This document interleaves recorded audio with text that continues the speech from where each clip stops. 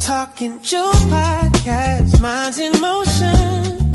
Talk about relationships, help your emotions. Behavior management when your kids start to losing it. Talk about life and all the confusion. Minds in motion.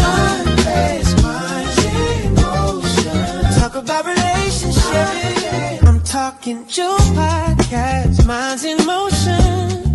Talk about relationships, help your emotions. Behavior management when your kids start to losing it. Talk about life and all the confusion. Minds in motion. Minds in motion. Talk about relationships. Emotion. Minds in motion. Talk about relationships. And welcome to Minds in Motion with me, your host, Jewel.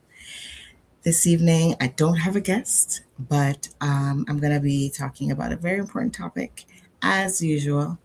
But I want to say thank you in advance to all of the viewers that are tuning in tonight on all of the platforms. I'm just going to shout everybody out right now on Facebook, TDN TV, YouTube, TDN TV Network 1, and Twitch. We're on Twitch. Yes, that's new. I actually have to go back and check out the episodes and see what that looks like on Twitch. We're also on Instagram Live. Thank you so much for tuning in there. And we're on GTM Radio. And we're also on SBE Radio, and that is streaming in live in Toronto. So I have a viewing audience and a listening audience. Thank you for tuning in. Tonight, the topic is why go to counseling? Why go to counseling? So before we get into all of the meat and all of the tea of why you and your family should consider going to counseling if you're going through certain issues, I want to just talk about why I decided to do Minds in Motion, what brought me to doing this podcast. As the song was singing, Minds in Motion, talk about relationships and all of the confusion that comes with being in relationships. So whether you're in a relationship with a spouse, a boyfriend, a girlfriend, your friendships, mother-daughter, parent-child, a father-daughter, any kind of relationship, those are things that we're going to be talking about on Minds in Motion. I really decided to gear these conversations towards African and Caribbean diasporic people because I find, just being of the diaspora, I find that people tend to shy away from topics like the ones that I cover on the show. So if you, so I'm just seeing this, the YouTube, the text message that's going across there. You can text my number if you want to send in a text message. The number is 1647. So I'm in Toronto. So the number is 1647-495-3224. I have my phone right here beside me if you would like to send a text message. So getting back to the conversation as to why I started this podcast, I thought it was very important to just highlight topics that are pertaining to Black folk, Black people. Whether you're from the Caribbean, whether you're from Africa, or Brazil, or wherever you are from, but once you have melanated skin tone like mine, it's really for you, right? Just based on working in a field of social work and social services, I tend to come across a lot of families that shy away from getting support, getting services, and being labeled, their children being labeled. A few episodes back, I talked about ADHD and ADD. I also talked about autism, the ASD or autism spectrum. And a lot of times when our kids are in school, they tend to, they need to be meeting certain milestones, right? And if they're not meeting these milestones in school, they tend to fall behind, right? Um, so things like reading. Let's start with talking, just talking, learning to talk from an early age. I'm thinking maybe around 2, 3, when kids are starting to say words, mama, dada, and eventually we're increasing the vocabulary by just speaking to them. I think it's important to just speak to children, even though they're not speaking back to you, that it's important to speak to them so they can increase their vocabulary. I went across on my favorite app, which I'm not on yet. I'm not streaming live on yet. But on that app, I came across a young man who has autism. He's autistic. He and his mom, they were just having conversations, just showing his daily life.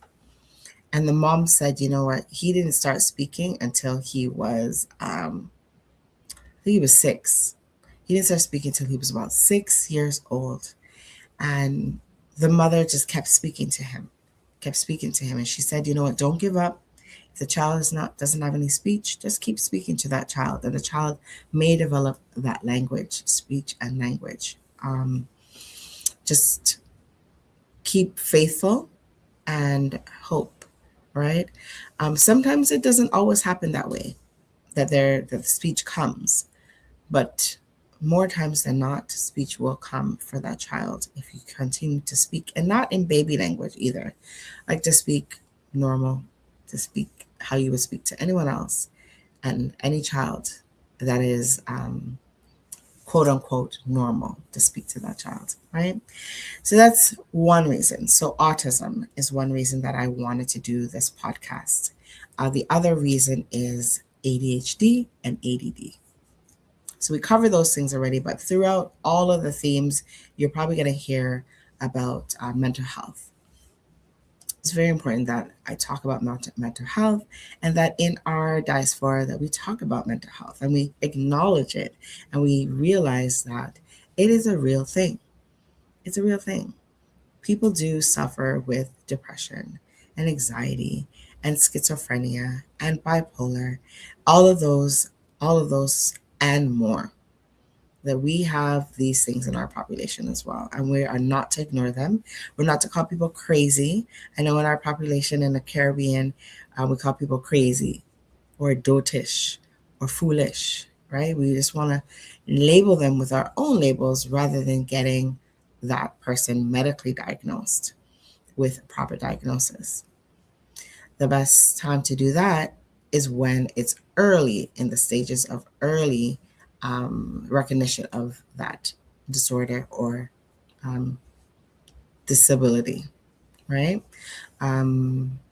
If some of you were on the show a few weeks back, I had someone named Pookie from the UK. She goes by Pookie.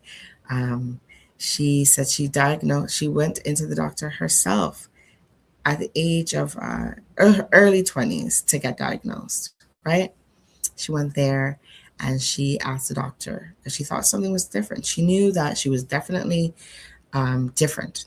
Doesn't mean that she is less than, it's just she knew that she was different. She learned differently. She interpreted information and took things in differently. So going to the doctor, she found out for sure she has autism. So she's autistic. And that just helps. I'm sure it was a relief for her. And she knew then where she could navigate some more supports, right? And in you finding out where your child is or where your child lands, it's going to help you to navigate yourself throughout the systems that are in place for you. For example, the school is there for you. You just have to know how to use the school board to your advantage, right? and to know how to use them to your advantage and how to utilize the tools that they provide for you. So, um, let's get into the topic at hand for tonight. Again, if you feel comfortable enough to send in a message or a comment, feel free to do that. You can text the number 1-647-495-3224, or you can send in a message on any of the platforms that you're watching right now: Facebook, YouTube, Twitch, and Instagram. So I just want to get right into the topic. Why go to counseling? Why go to counseling? Um, I know that in my household, growing up, it was always told to me, whatever happens in the house stays in the house, right? So if there was something happening, um, we weren't allowed to go talk about it outside. We weren't allowed to um, express what was happening inside the home. No matter how bad it got, we weren't allowed to do that. And not really understanding why we couldn't do that. As I got older, I understood more. It was more of a matter of um, one, keeping our business to ourselves. Two, maybe my parents felt that it was something that they could handle on their own and they didn't need people to know about. The other big thing could have been to avoid, like, social services getting involved, because, when a child goes to school and says XYZ happened, the first thing that the educator is going to see or ask is, is this a disclosure? Should I be going to Children's Aid or Child Protective Services to find out if this is a matter of a child being neglected or abused, or physically abused, or whatever the case may be? I think they were trying to avoid that. And I think a lot of parents that I work with try to avoid Children's Aid, the ultimate, oh my gosh, they're going to take my kids, right? In Canada, and I'm pretty sure around the world now, in Canada, they're more focused on keeping families together and giving families strategies of how to best manage what's happening in the home, right? So I'll give you some examples of reasons why you might want to consider taking your child to counseling or going to counseling yourself. Okay, I'm first going to focus on children because that's my specialty and that's my area of expertise, and my passion is working with kids. I'm an advocate. So if you're seeing your child being withdrawn from friends or activities that they would normally be doing, that's a sign that something could be going on with them. And I would hope that you would create a space for that child to come to you and openly discuss things that happen with them. A parent that is more opened and welcomed to discussions is going to have a child that is going to open up and talk to them about virtually everything, right? Literally everything, or almost everything, right? It really depends on the age of the child and what the situation is. But you want to encourage your child to speak to you and be comfortable enough to talk to you about things that are happening with them, right? Let's go back to the list. If there's persistent sadness or fear with your child or children, that is something to consider when maybe thinking about going to counseling, right? Why is that child presenting as being sad or expressing fear? Especially for the educators that are watching, or caregivers that are watching. Like, why is the child that you're working with coming in expressing sadness and fear? Or you might see there's a drastic change in the child the sleep patterns and eating patterns. Those things are indicators as well that something could be going on. And we, as parents and caregivers, have to investigate and dig deeper to find out what is going on with that child. We're not just going to simply say, get up, get out, open the blinds, what's wrong with you? We don't want to talk to kids like that. We want to make sure that their voices are heard and that we speak to them in a manner that's respectful as well. Not because we're the adults in their lives doesn't give us room to speak to them in that manner, right? I know sometimes people think, I'm the adult, you're the child, you need to do as I say. No, it's not, it doesn't work that way. A child that is spoken to in that manner more than likely will go more into a shell and revert back more into themselves and not talk to you about things at all. They won't want to share with you if you're coming at them in a hostile way. Okay. Um, if you're having difficulty managing, if the child is having difficulty managing daily routines and or schoolwork, that might also be an indicator that something's happening with them in their lives, right? You want to ask. Just, I would say to be very straightforward and frank when you're asking the question. Um, is there something happening at school that we need to talk about or that you'd like to talk about? And, just wait for the answer. They may tell you no at first, and then you might want to say, if you don't want to talk about it, maybe you can write it down. If they're old enough to write it down, then let them write it down and share that with you if they're not comfortable talking to you. But if you see it's persistent over time, right? So again, I'm going to list those things out. Withdrawal from friends and activities, persistent sadness and fear, drastic changes in sleep patterns and eating habits, and also difficulty managing daily routines and schoolwork. If you see these signs, these could be signs for your child that you're working with or the child that you have in your care, whether you're the parent or the caregiver. Something could be happening with that child and you want to investigate, find out. And not just like a one-time thing. You're not going to say, okay, my child needs to go to counseling because this is happening once. I'm talking it's persistent. It's happening often. It's becoming a problem. They can't get up for school on time.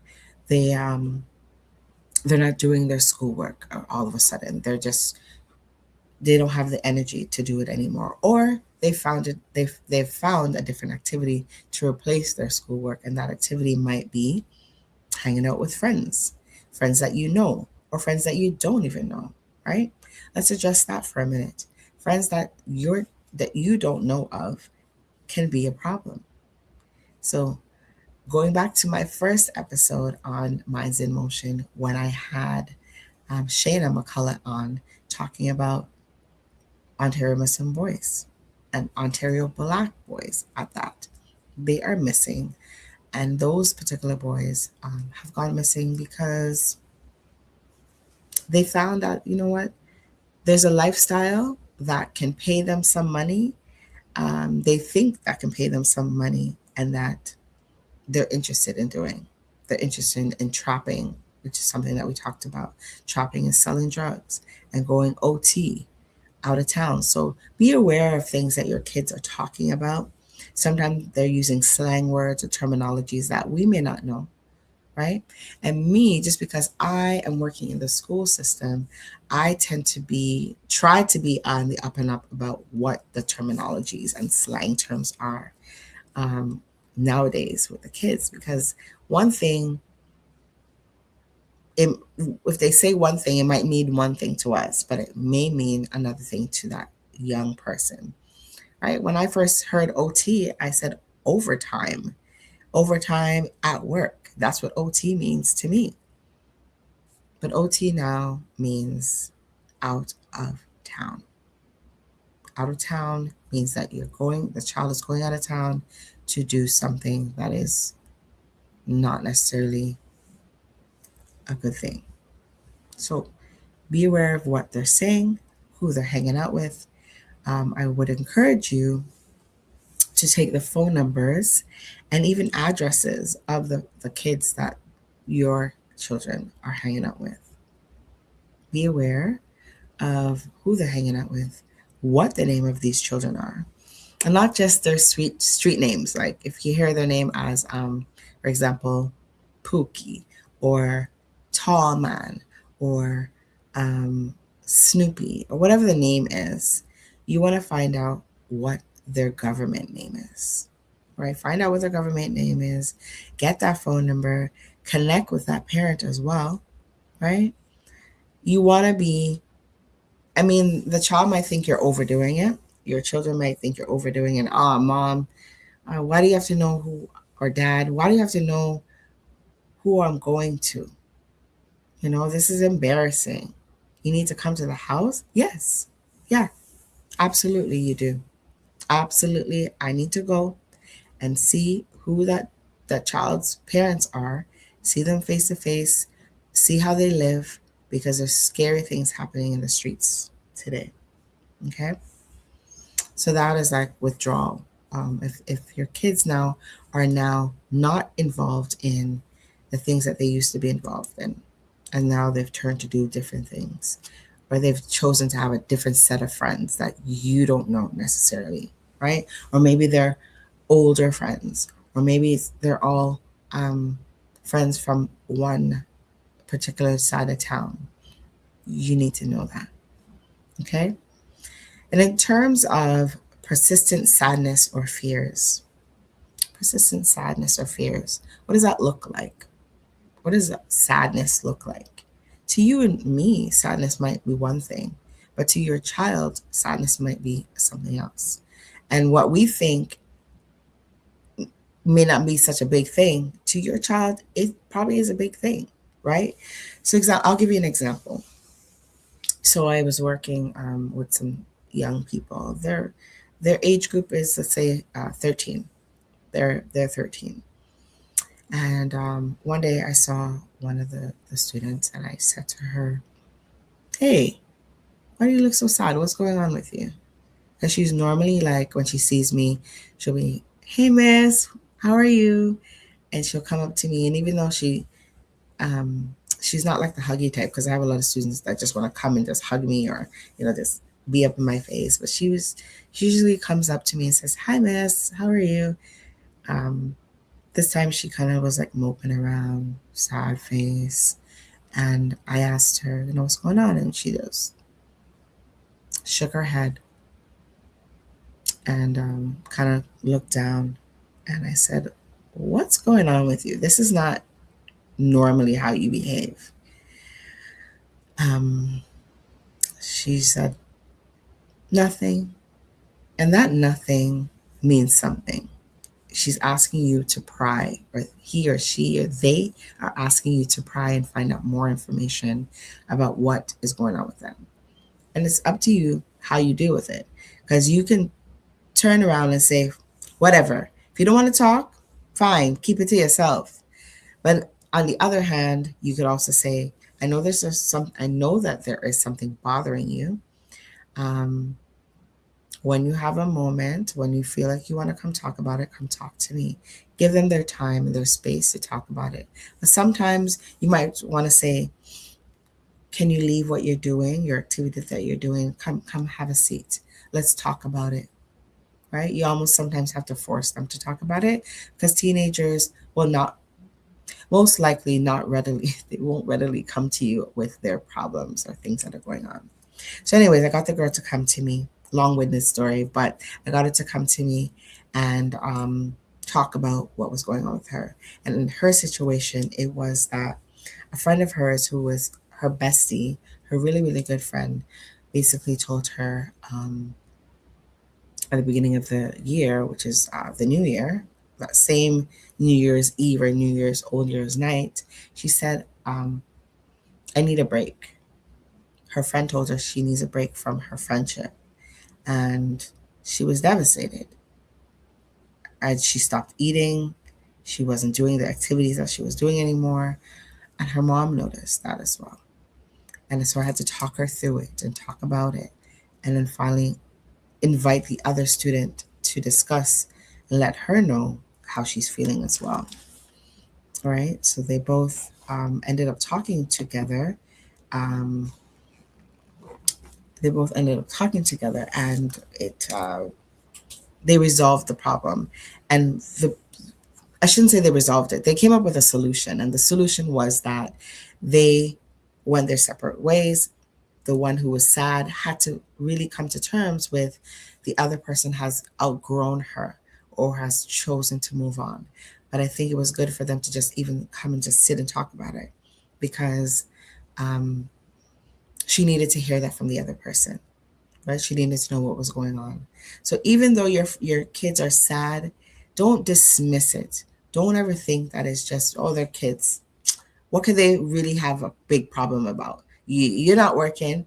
You're not putting bread and butter on the table. You don't have to worry about a roof or clothes on your back. I do all that stuff as the adult. What are you worried about? They have legit problems, and these things are big to them, right? What's big to them may not be big to us, but we need to acknowledge that they're going through something, right? So there's a comment in the back. I don't know if someone came up with the idea of keeping everything private. Caribbean people are of the notion that their business is their business and no one else should know, even when it's hurting them. Absolutely. I know. I don't know why and who came up with this.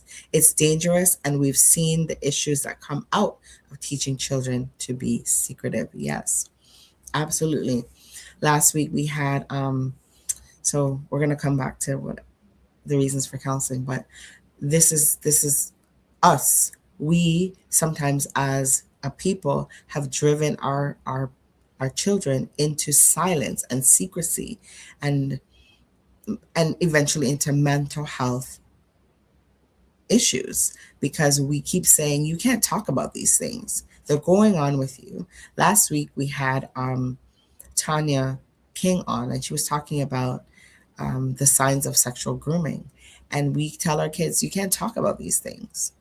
Don't talk about sex and don't talk about these things to anyone. Even if it's happening in the home, you keep it in the home.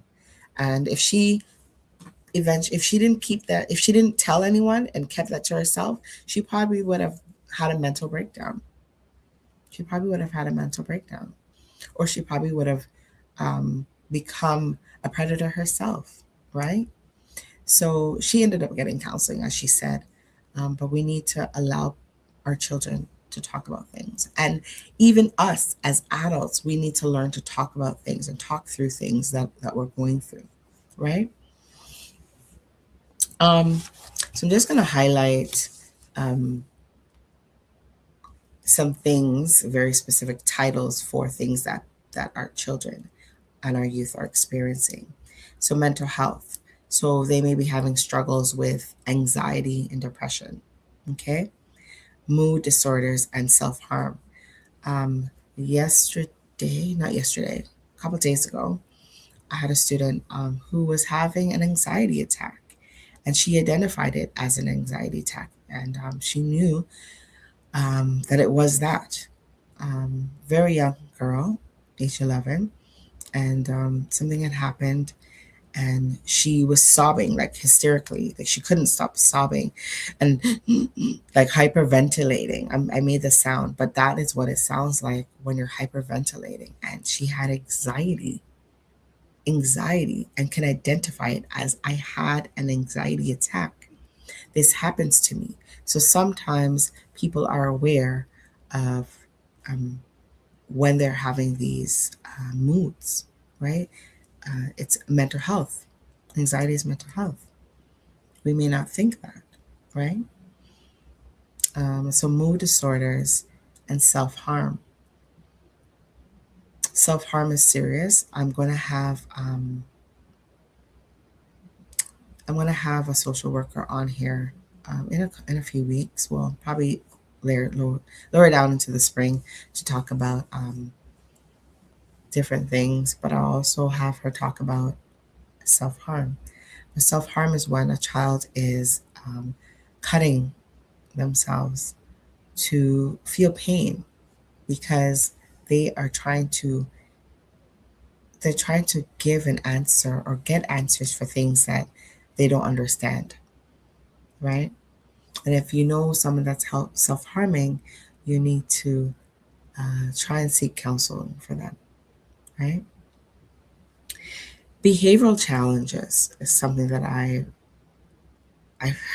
I have a lot of experience in, and that's another reason why a child would seek counseling, or you would seek counseling as an adult in their life for that child. So myself being a child and youth practitioner, that child might come to me to get some strategies on how to manage aggression, defiance, or a sudden change in behavior, right? Sudden change in behavior can be impulsivity, where they are not in control of that. And there's reasons for behaviors. Every behavior is trying to tell you something, trying to give you a message of why they're doing this, right? So we need to look at the behavior and see it not just for the behavior, but why is this behavior happening, right? Question, why is the behavior happening? And also to separate the behavior from the child. Separate the behavior from the child. What does that mean? It simply means that you're not going to say that child's bad. I don't like that word, bad, to say the child is bad. They've probably made a poor choice, or if you want to say a bad choice, but like I prefer poor choice than bad choice. They made a poor choice in doing what they did, and you're not going to penalize them, right? Because something happened to make them behave that way. It could have been a learned behavior, something they learned. So, for example, a learned behavior could be talking back. So parents sometimes get into this power struggle with their children where they're talking to their child, they're directing their child to do something, and the child speaks back to them. And instead of you saying, don't speak to me that way, that's disrespectful and rude, the child then responds to you, and then you're going back and forth with that child. And that is something that you should never do, never engage in back and forth with your child, because um, that is not having a discussion. That is not solving a problem. It is adding fuel to the fire, and the child is engaging in a disrespectful behavior, and you're challenging your child. Whereas your child um, needs to learn some management skills of how to manage themselves more appropriately, right? If you are out there in the streets or with your friends, arguing with your friends, or you're cursing or you're swearing, I shouldn't say cursing, it's cussing. Cursing is different from cussing. So cussing with your friends, using profanities, and then your child now comes to school and uses those same profanities. There's not much room for you to redirect because they saw you, they learned it from you, right? So you can't say, it's really hard for you to say, do as I do, do as I say, not do as I do, right? You want them to follow a direction, but you don't want them to follow you in what you're doing. It's kind of hard, right? You're their first role model. They're learning from you. So you're also their first teacher, okay? Some other reasons that you might want to consider counseling for your child is trauma and loss.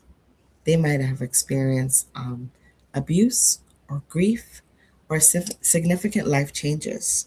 So, abuse, them being abused, or they witnessing someone being abused can be traumatic for that child, right? Even if it wasn't them being abused, they witnessed it and it affects them. So that's trauma, right? And part of our role, my role, working with children is to work from a trauma informed lens. Because a lot of us are walking around with unresolved trauma, things that we experienced from a little child that we saw or heard, and we weren't allowed to talk about it. We weren't allowed to go to counseling about it.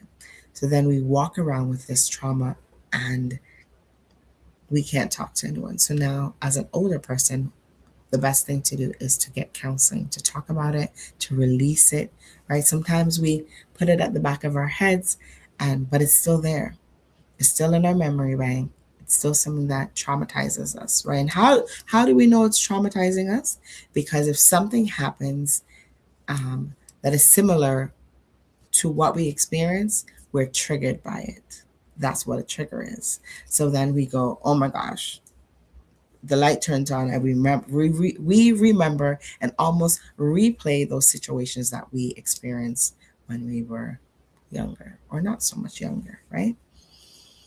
And loss. So if there's a loss of a parent, loss of a grandparent, if it, especially if it was tragic, right, through an accident or a murder, those things kids need to go to counseling about, right? If somebody dies in their life, they need to get some counseling. Whether the counseling is a short-term counseling or long-term counseling, I think there's room for that counseling to happen, right? Or significant life changes, like maybe the child grew up in a particular neighborhood um, for the majority of their lives. And then you decided as a parent, as an adult, you know what? Um, my life needs to change. So I'm going to get a new job and I'm going to move out of the city because it's probably easier to buy a house or to pay the bills outside of the city or closer to my job. So I'm moving and not really considering the child's feelings, how they feel about the move. You do it because you're thinking this is the best thing for them. And it may be in the long run, but that child may be still suffering with loss of a friend, loss of teachers that she was close to, relationships that she built or he built, right? So that's another reason for counseling. Family transition. So um, another type of transition could be like coping with divorce or separation or dealing with a blended family, right? So when we decide as adults that we're going to get divorced, if we have children, some of us talk to our kids about it, but some of us just we're going through it on our own. We're trying to cope with this as adults, like our own lives. How are we going to survive divorce? We're going through it as adults. It's our problem. Yes, it's your problem, but the kids are involved. How are the kids impacted? They're impacted. They're seeing what's going on, and oftentimes they can hear arguments and they hear things that are not so good about the other parent or the other parent saying things. And if they're visiting different homes, right, that can be really hard for a child to hear and to deal with. So we need to limit or no, say nothing at all about the other person, right? So those kids are experiencing trauma and also experiencing family transition and dealing with it. They're not the ones being divorced, but they're going through the divorce. And sometimes they blame themselves for the divorce happening. So if they were experiencing behavioral challenges, like what I mentioned earlier, they might say, you know what, my parents are getting divorced because of my behavior, because of me, right? And they may not necessarily be the issue. And more times than not, they're not the issue, right? And blended families. What's a blended family? A blended family is when couple decides to get together, they have their own children, right? And then they live in the same house with their children from previous relationships. And that could be very traumatic for a child who's always had their own room or maybe never had to share anything with anyone. And now they have a sibling, a sibling, and they have to now figure out how am I going to fit into this family or how are things going to look, right? Those things can cause stress for children. So we need to talk to kids. I mean, they're pretty reasonable young people. I think kids understand more than we think they do. So having that discussion, um, and if it's affecting them, that's another reason to go to counseling, right? I have a couple more reasons why you should consider counseling for your children. And then again, the floor is open for conversations. So if you're watching and you want to say something, you want to ask a question, go ahead and ask that question. And also the line is open for text messages. So it's 647-495. I'm just looking for the number 495-3224. All right. So I'm just going to touch on two more reasons that your child or might want to go to counseling, or that you might want to send your child to counseling for, are for academic and peer stresses. What does that mean? Academic and peer stresses. It simply means dealing with the stresses of school. And maybe there's a bully at school, right? Maybe there's a bully at school and it's preventing your child from going to school. They don't want to go to school because they don't want to be bullied. They don't want someone to take their food. They don't want someone to extort them for money. Sometimes you're giving them their lunch money and someone's taking it from them because they know that your child is coming to school with lunch money. Or maybe they're stealing their food, right? And that can be a contributor to them not eating as well, right? So we're going to look out for those signs. Why are kids not eating? Um, sorry, there was a request for me to speak a little bit louder. Maybe I'm not speaking loud enough. Let me bring my mic a little bit closer. Um, so yeah, so going back to the academic and peer stresses, dealing with school. So the child could be bullied, right? Could be being bullied outside of school or in school, and we don't know about it, right? There could be pressures of and difficulties making friends. Believe it or not, that can be an issue. So whether you think your child is the most beautiful child in the world and they have the greatest personality, making friends might be difficult for them, right? We live in a world where kids can be very mean to each other. They can be very mean, right? Especially if we're in a mixed culture school. Um, it could be a race thing as well. Some kids are maybe being excluded because they're not of the same race. They don't speak the same language. Maybe they're not into the same kind of music that your child listens to. Or maybe your child's a Christian and they're having or a Muslim and they're having a difficult time integrating with other populations. All these things can be issues. All of these things can be issues and cause problems for your child and then build up over time, right? They may not come to you, but they can build up over time. And you may not know the words to say to your child. So getting them to a counselor like myself, I'll get there in a few minutes, but getting to them to a counselor would help to talk through things and to figure out and to dig deeper more than what's just on the surface. Because more times than not, there's more things happening below the surface that you can't see. Okay? Another reason for sending your child to counseling or taking your child to counseling is skill building. Skill building. And what does that mean? It means helping your child to develop emotional regulation,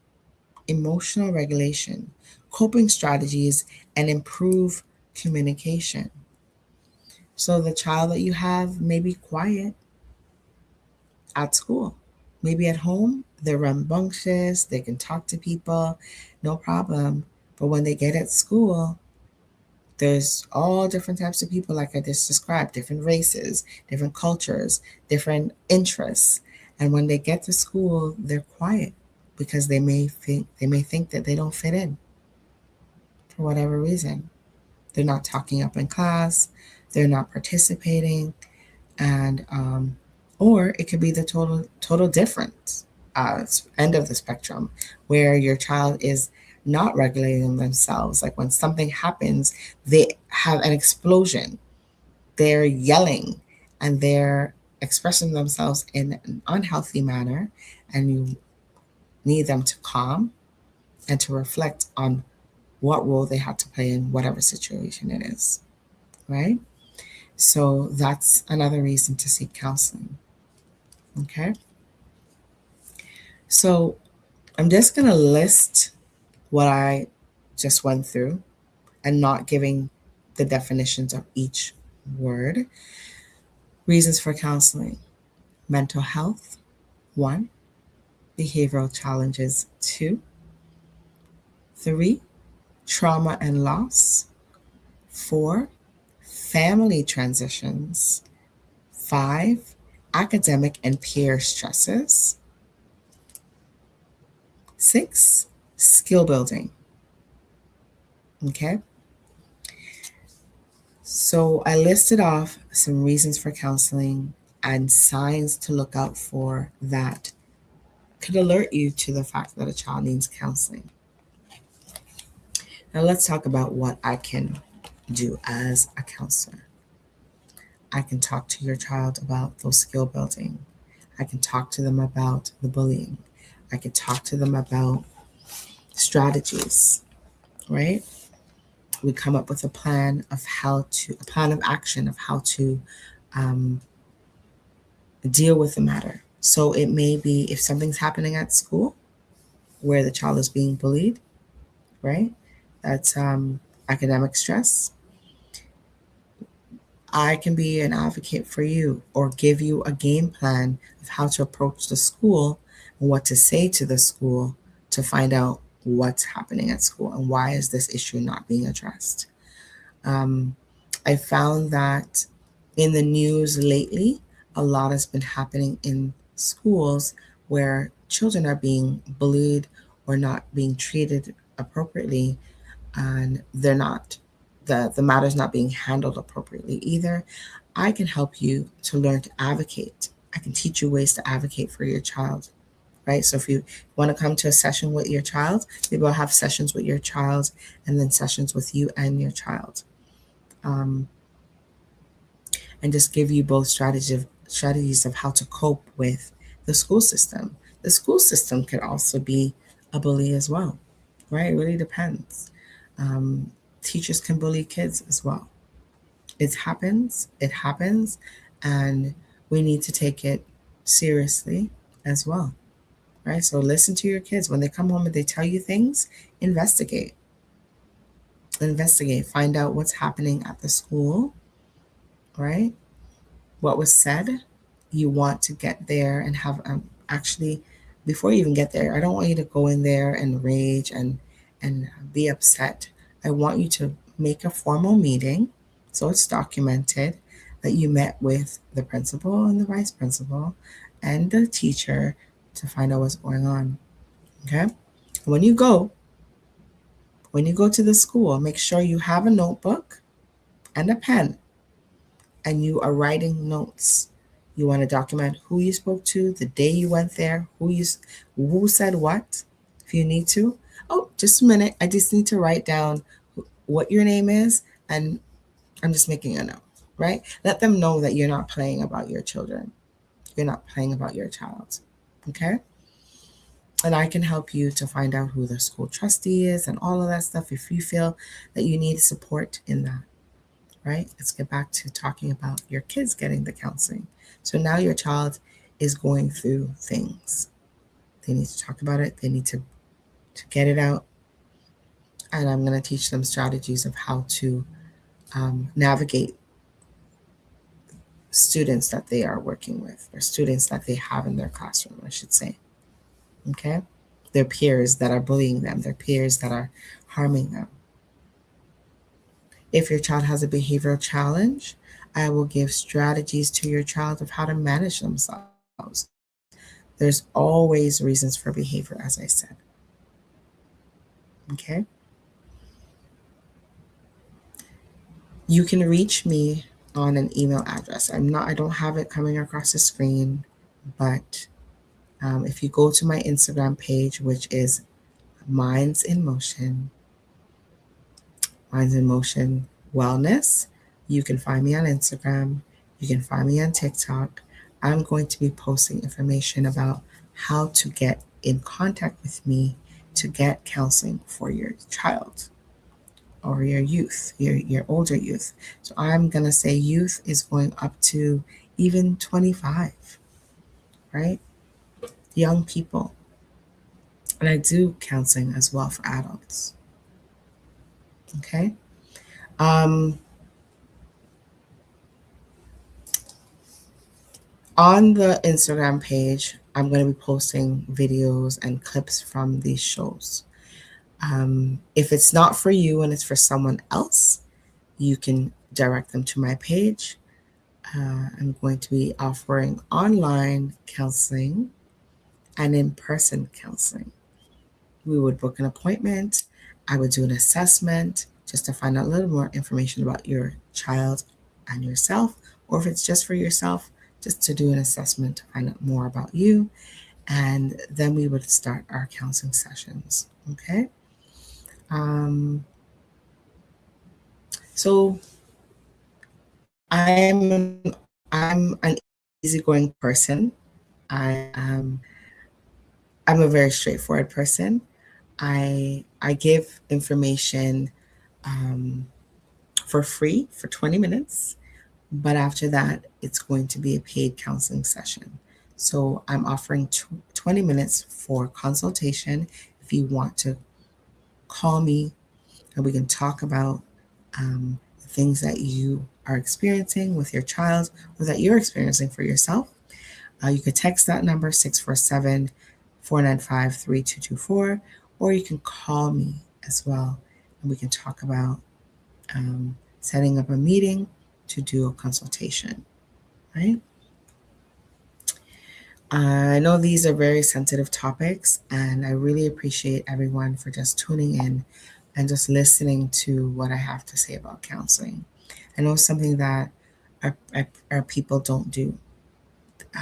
I'm not saying everyone doesn't do it, but a lot of people shy away from counseling. They shy away from therapy, and I don't want to call it therapy because of that reason. So, but it is really therapy, right? I call it therapeutic counseling. So you're getting a therapeutic counseling, a therapeutic way of seeing things through someone else's eyes, your own life through my view or the counselor's view, and giving you strategies, real strategies, okay, for you to live life on a lighter side, not stressful side, okay? So consider it. Consider it for yourself. Consider it for your children, your grandchildren, your nieces, your nephews, um, or your students, right? If you have kids that are going through things and you know that you see differences in them, you see something that is not um, socially acceptable, or that they're going through a period of depression, they're hiding away in their room, they're going through mood swings or mood disorders, they might want to talk to someone. Okay. And as you can see, I can talk a lot. I can talk a lot. And I think what I would do is give your child a plan and also give you a plan of how to um, go forward with what the next steps are, right?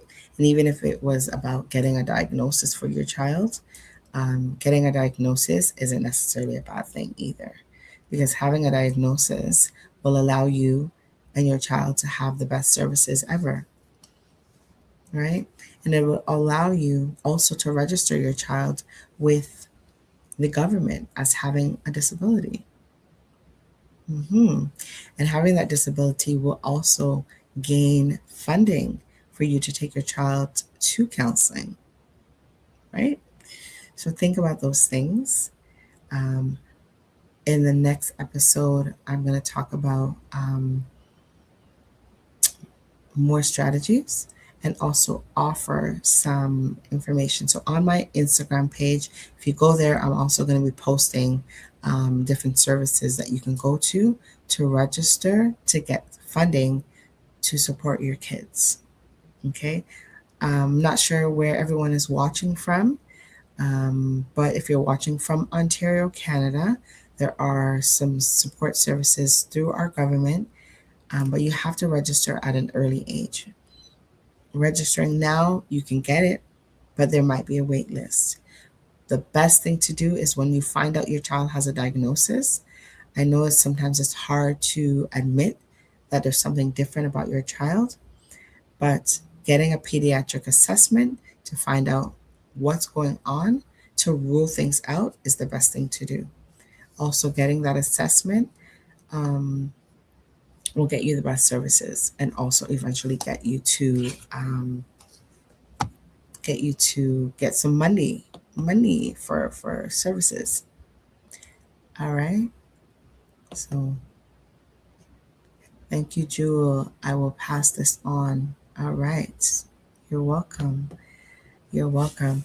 I wish you do pass this information on. I know sometimes it can be quite daunting and quite hard. And as I said, within our community, it's hard. We don't want to talk about these things. We don't want to talk about counseling. We don't want to talk about therapy because we think we can handle it all. We think we have it. We think we know all the answers, but we don't. And nor do I. Nor do I. But I can help to navigate you to resources. When I say resources, I'm talking about financial resources, other resources that are going to support your children to get have a better future, whether it's academically or socially. Maybe it's an academic program, like tutoring, or a recreational program that can have your child express themselves in a different way. So, again, I want to say thank you for tuning in from Facebook, Instagram, YouTube, Twitch. It's a GTM Radio, SB. Let me look for that name. I don't want to butcher it. SBE Radio.